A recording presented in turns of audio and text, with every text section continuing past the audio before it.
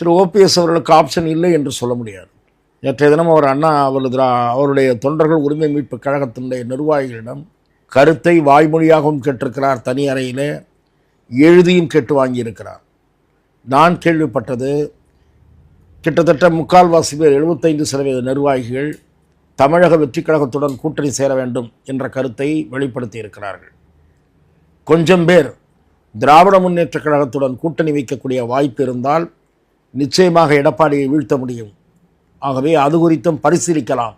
திராவிட முன்னேற்ற கழகம் என்பது எதிரி, எடப்பாடி பழனிசாமி துரோகி என்கிற வார்த்தைகளை அங்கே பயன்படுத்தி இருக்கிறார்கள். ஆகவே திரு ஓபிஎஸ் அவர்களுக்கு இந்த 2 வாய்ப்புகளும் திறந்தே இருப்பதாக நான் பார்க்கிறேன்.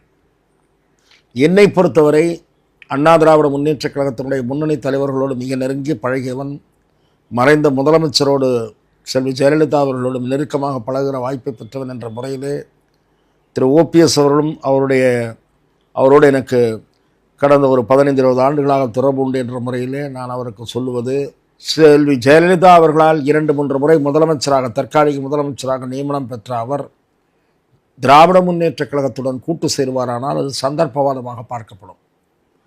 ஆனால் திமுகவை எதிர்க்கக்கூடிய தீய சக்தி என்று குறிப்பிட்டு எதிர்க்கக்கூடிய விஜயுடன் சேர்ந்தால் அது சந்தர்ப்பவாதமாக பார்க்கப்படாது.